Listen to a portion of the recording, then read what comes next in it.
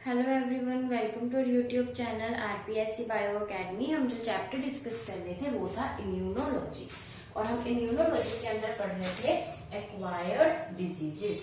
जो डिजीजेस हम हमारी लाइफ टाइम में अर्जित करते हैं उन्हें क्या बोला जाता है? Acquired diseases. इसके अंदर जो डिजीज आती है वो थी बैक्टीरिया। जो डिजीज बैक्टीरिया से होती है, जो डिजीज वायरस से होती है, जो डिजीज हेलमिंथिस से होती है, जो डिजीज प्रोटोजोआ से होते हैं। मेनली हमने इन्हीं के बारे में डिस्कस करना था, और इन सबके अंदर हमने बैक्टीरिया को भी डिस्कस कर लिया, हेलमिंथिस को भी डिस्कस कर लिया, प्रोटोजोआ को भी डिस्कस कर लिया, और हमारा क्या रह गया? वायरस। तो आज का हमारा जो टॉपिक रहेगा वो रहेगा वायरल डिजीजेस। ऐसी डिजीजेस जो वायरस के द्वारा फैलती हैं उन्हें क्या बोला जाता है? वायरल डिजीजेस कहा जाता है। और इन डिजीजेस के अंदर हम जो फर्स्ट डिजीज पढ़ने वाले हैं वो पढ़ने वाले हैं रेबीज। क्या नेम है? रेबीज। रेबीज को बोला जाता है हाइड्रोफोबिया। हाइड्रोफोबिया या फिर रेबीज।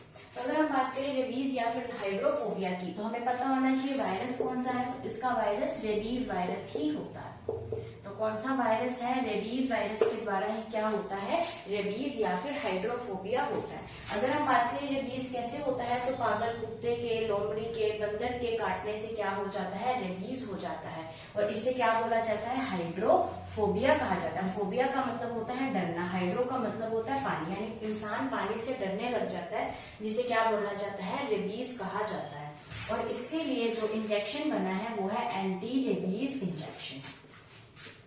हमें ये भी पता होना चाहिए कि इससे रिलेटेड क्या कोई इंपॉर्टेंट इंफॉर्मेशन है, तो बिल्कुल है। एंटी रेबीज इंजेक्शन जो है वो बनाया गया था रेबीज के लिए, और ये बनाया किसने था? लुईस पाश्चर ने। तो लुईस पाश्चर द्वारा बनाया गया है एंटी रेबीज इंजेक्शन। ठीक है, अभी हम इससे आगे चलते हैं और कौन कौन सी वायरल डिजीजेस हैं।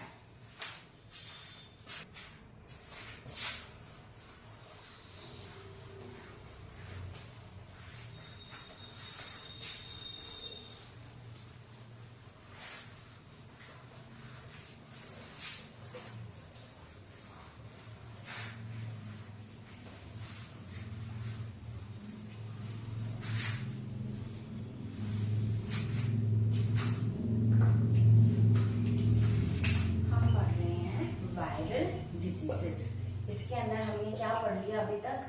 रेबीज के बारे में हमने पढ़ लिया। अब हम पढ़ते हैं सेकंड है मम्प्स। मम्प्स भी किसके द्वारा होता है? वायरस के द्वारा होता है। और वायरस कौन सा है? Paramyxo virus. तो पैरामिक्सो वायरस से क्या होता है? मम्प्स होता है। अगर हम बात करें मम्प्स होता क्या है, तो जो मम्प्स है कि हमारी जो पैरोटिड ग्लैंड है, हमारी सलाइवरी ग्लैंड 3 पेयर्स हमारे अंदर प्रेजेंट होती है, उनमें से एक ग्लैंड होती है पैरोटिड ग्लैंड। तो इस पैरोटिड ग्लैंड के अंदर जब इन्फेक्शन हो जाता है, कौन इन्फेक्शन करता है? Paramyxo virus. तो कौन सा रोग हो जाता है? मम्प्स रोग हो जाता है।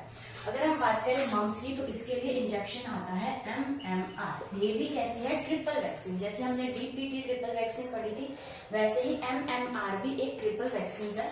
इसके अंदर क्या आएगा? Measles, mumps and rubella. Measles, mumps and rubella, इन 3 चीजों को करने के लिए, मतलब ट्रीट करने के लिए कौन सी वैक्सीन यूज होती है? MMR, measles, mumps and rubella. हमने किसके बारे में पढ़ लिया? अभी मम्प्स के बारे में। अभी हम पढ़ते हैं मीजल्स एंड रूबेला के बारे में। इसके बाद क्या आएगी? इसके बाद आएगी मीजल्स। अगर हम बात करें मीजल्स के बारे में, तो मीजल्स किसके द्वारा होता है? मीजल्स भी पैरामिक्सो वायरस के द्वारा ही होता है। तो पैरामिक्सो वायरस के द्वारा ही मीजल्स होता है, पैरामिक्सो वायरस के द्वारा ही मम्प्स होता है।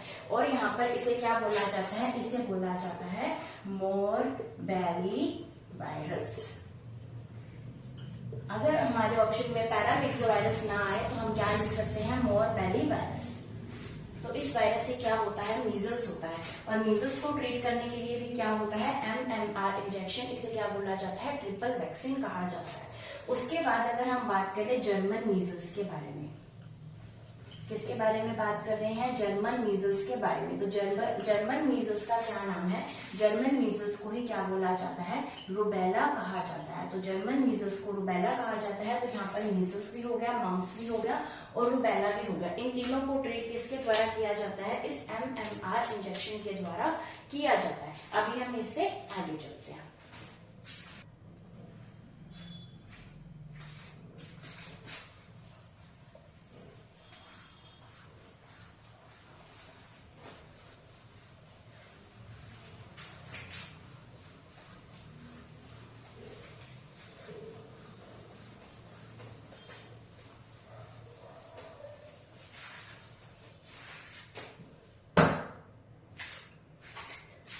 सामने आता है इन्फ्लुएंजा।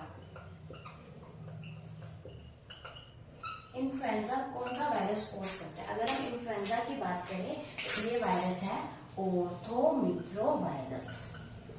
अभी हमने कौन सा वायरस पढ़ा था? पैरामिक्सोवायरस। और इन्फ्लुएंजा को कॉज कौन करता है? ओर्थोमिक्सोवायरस। ठीक है, उसके बाद हम चलते हैं इसके आगे। अब हमारे सामने आता है स्वाइन फ्लू। अगर हम बात करें स्वाइन फ्लू की, तो स्वाइन फ्लू को कॉज करने वाला कौन सा वायरस है? तो स्वाइन फ्लू को कॉज करने वाला है H1N1 वायरस। तो वायरस का नाम क्या है? H1N1 virus. और स्वाइन फ्लू को अगर हम ट्रीट करने की बात करें कि स्वाइन फ्लू को ट्रीट कैसे किया जाता है, तो इसके लिए एक नाम आता है टैमी फ्लू। क्या नाम आता है? Tammy flu. ये जो है, ये आरबीएससी बोर्ड की जो बुक है उसके अंदर दे रखा है कि स्वाइन फ्लू को ट्रीट किसके द्वारा किया जाता है? टैमी फ्लू के द्वारा किया जाता है। फिर हम बात करते हैं बर्ड फ्लू की। किसकी बात करते हैं? बर्ड फ्लू की। तो बर्ड फ्लू को कौन कॉज करता है? बर्ड के बीच में बहुत चला था, तो अगर हम बात करें बर्ड फ्लू की, तो ये होता है H5N1 वायरस के द्वारा। तो H5N1 वायरस जो है वो क्या करता है? बर्ड फ्लू कॉज करता है। फिर हम देखते हैं इसके बाद आता है इबोला। तो इबोला को कॉज किसके द्वारा किया जाता है? तो इबोला को कॉज किया जाता है इबोला वायरस के द्वारा। किसके द्वारा? इबोला वायरस के द्वारा। उसी तरीके से आ जाएगा कोरोना वायरस, या हम क्या बोल सकते हैं? कोविड-19। तो इसे कॉज किसने किया था? Corona virus. इसके बारे में हम सब जानते हैं किसने कॉज किया था? कोरोना वायरस ने कॉज किया था। तो हमारे सामने अलग अलग तरीके की वायरल डिजीजेस हैं। सबसे पहले है इन्फ्लुएंजा। ओर्थोमिक्सोवायरस इन्फ्लुएंजा कॉज करता है। फिर आता है स्वाइन फ्लू, H1N1 वायरस, ये वायरस का नाम है। H1N1 वायरस क्या कॉज करता है? Swine flu. इसको ट्रीट किया जाता है टैमी फ्लू के द्वारा। फिर आता है बर्ड फ्लू, इसे कॉज किया जाता है H5N1 वायरस के द्वारा। फिर आता है इबोला। इबोला के लिए इबोला वायरस है। कोविड-19 के लिए कोरोना वायरस है। अभी हम इससे आगे चलते हैं।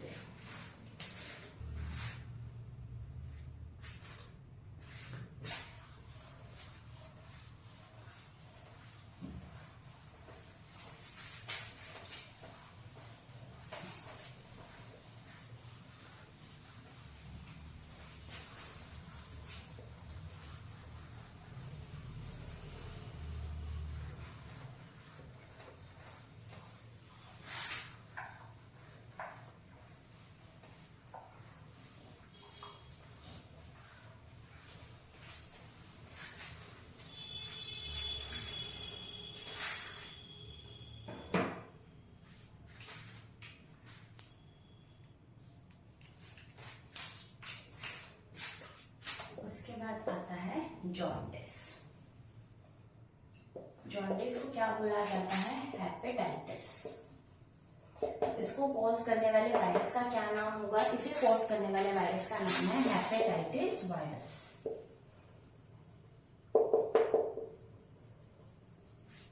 तो जो हेपेटाइटिस है या फिर जॉन्डिस है, जिसे हम क्या बोल देते हैं? पीलिया कह देते हैं। ये भी दो तरीके का होता है। एक होता है हेपेटाइटिस ए और एक होता है हेपेटाइटिस बी। तो ये भी दो तरीके का होता है, जिसमें से हेपेटाइटिस बी जो है वो ज्यादा हार्मफुल होता है, डेंजरस होता है, और इसे बोला जाता है सीरम हेपेटाइटिस। तो सीरम हेपेटाइटिस किसे बोला जाता है? हेपेटाइटिस बी को कहा जाता है। फिर हमारे सामने आता है पोलियो। तो पोलियो के लिए जो वायरस आता है उसका नाम है एंटीरो वायरस, या फिर इसे पोलियो वायरस के नाम से भी जाना जाता है। तो एंटीरो वायरस या फिर पोलियो वायरस के नाम से जो कॉज करता है वो क्या करता है? पोलियो को कॉज करता है। अगर हम बात करें पोलियो की, तो पोलियो की वैक्सीन बनाई गई थी। पोलियो की वैक्सीन जो हम ओरल पोलियो वैक्सीन, जो 2 बूंद जिंदगी की करके जो पोलियो की वैक्सीन दी जाती है, उस वैक्सीन की बात कर रहे हैं। तो उसकी वैक्सीन किसने बनाई थी? सार्क एंड सैबिन ने। सार्क एंड सैबिन ने मिलकर इसकी वैक्सीन बनाई थी। लेकिन जो वैक्सीन हम यूज करते हैं जिसका नाम क्या है? ओरल पोलियो वैक्सीन, OPV इसे बोला जाता है। ओरल पोलियो वैक्सीन ये किसने बनाई थी? ये बनाई थी सैबिन ने। तो ओरल पोलियो वैक्सीन सेबिन के द्वारा बनाई गई थी। पोलियो कोर्स किसके द्वारा किया जाता है? एंटीरो वायरस या फिर पोलियो वायरस। इसकी वैक्सीन सार्क एंड सेबिन के द्वारा बनाई गई है। जॉन्डिस या फिर हेपेटाइटिस वायरस के द्वारा कोज होता है। Hepatitis A and hepatitis B, ये दो मेजर तरीके के हेपेटाइटिस होते हैं, जिसे हम क्या बोल देते हैं? पीलिया कह देते हैं। अब हम इसे आगे चलते हैं।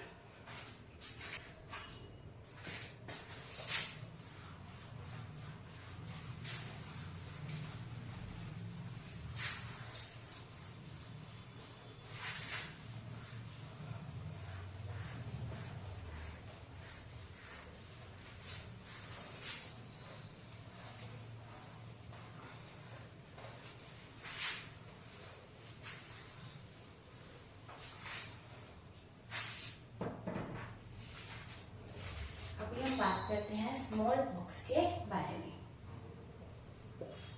स्मॉल पॉक्स को कॉज करने वाला वायरस कौन सा है? Variola virus. तो वेरियोला वायरस से क्या होता है? स्मॉल पॉक्स होता है, जिसे क्या बोला जाता है? छोटी माता। तो जो स्मॉल पॉक्स है, इसे क्या इसको कॉज करने वाला क्या है? Variola virus. और स्मॉल पॉक्स का जो इंजेक्शन है, वो इंजेक्शन बनाया था एडवर्ड जेनर ने। एडवर्ड जेनर ने स्मॉल पॉक्स का टीका या वैक्सीन हम कह सकते हैं बनाई थी। एडवर्ड जेनर ने क्या बनाई थी? वैक्सीन बनाई थी। और कॉज करने वाला वायरस कौन सा है? Variola virus. फिर हम बात करते हैं चिकन पॉक्स की। इसे कहा जाता है छोटी माता। तो अगर हम बात करें चिकन पॉक्स की, तो चिकन पॉक्स जो है उसे कॉज किया जाता है वेरिसेला वायरस के द्वारा। तो वेरिसेला वायरस जो है वो क्या कोज करता है? Chicken pox. तो इसको याद कर सकते हैं, जैसे ये वेरियोला है, वेरिसेला है, इसके अगर हम कंफ्यूज भी हो सकते हैं तो यहाँ पर हम याद रख सकते हैं वेरिसेला में भी सी आता है और चिकन पॉक्स में भी सी आता है। तो चिकन पॉक्स वेरिसेला वायरस के द्वारा किया जाता है। इस वायरस का एक और नाम है जिसे बोला जाता है जोस्टर वायरस। और इसे क्या बोला जाता है? इसे बोला जाता है ह्यूमन हर्पीज। ह्यूमन हर्पीज भी कहा जाता है। तो ये हमने किसके बारे में बात की? Small pox and chicken pox के बारे में। स्मॉल पॉक्स को वेरियोला वायरस कोज करता है, चिकन पॉक्स को वेरिसेला वायरस या फिर जोस्टर वायरस कोज करता है। इसे ह्यूमन हर्पीज भी कहते हैं। और स्मॉल पॉक्स की सबसे पहले वैक्सीन एडवर्ड जेनर के द्वारा बनाई गई थी।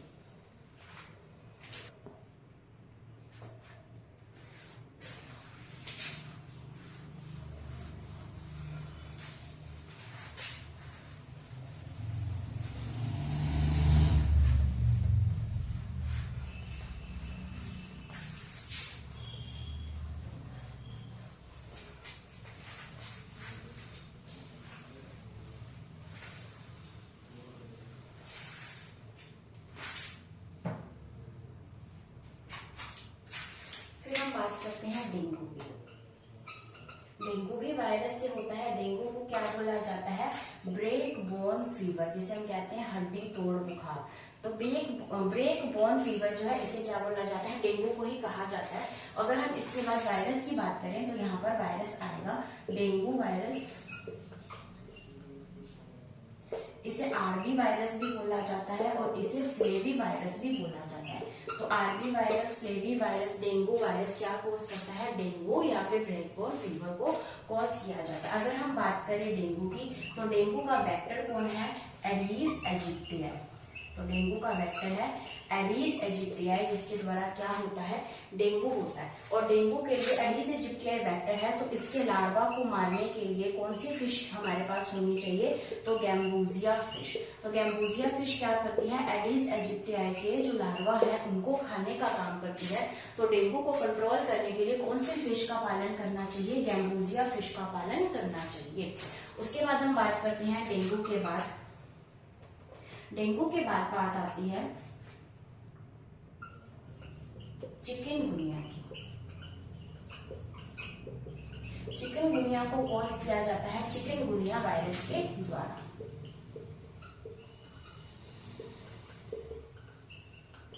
तो चिकनगुनिया वायरस क्या कॉज करता है? चिकनगुनिया को कॉज करता है। फिर आता है सार्स। इसकी फुल फॉर्म है सीवियर एक्यूट रेस्पिरेटरी सिंड्रोम। इसका नाम क्या है? सारस, सीवियर एक्यूट रेस्पिरेटरी सिंड्रोम सारस। और इसे क्या बोला जाता है? इसे किलर न्यूमोनिया के नाम से जाना जाता है। न्यूमोनिया को हमने पढ़ा था बैक्टीरियल डिजीजेस के अंदर, जहां पर हमने इसका बोला था कि हीमोफिलस इन्फ्लुएंजा है या फिर स्ट्रेप्टोकोकस निमोनिया से निमोनिया होता है। लेकिन इसका क्या नाम है? किलर न्यूमोनिया, जिसका क्या नाम है? सारस, सीवियर एक्यूट रेस्पिरेटरी सिंड्रोम कहा जाता है। और जो चिकनगुनिया का वेक्टर है वो वेक्टर भी कौन सा है? एडीज एजिप्टियाई ही है। तो एडीज एजिप्टियाई है, ये दो चीजों का वेक्टर है, ये है डेंगू का भी और चिकनगुनिया का भी। ठीक है, तो इसी के साथ ही हमारी जो एक्वायर्ड डिजीजेज है वो खत्म होती है। अब इस चैप्टर के अंदर हमारा रह गया है एड्स एंड कैंसर, उसे हम कल के लेक्चर में स्टार्ट करेंगे। तब तक आप वीडियो को लाइक कीजिए, शेयर कीजिए, हमारे चैनल को सब्सक्राइब कीजिए और हमारे टेलीग्राम चैनल को ज्वाइन कीजिए। Thank you.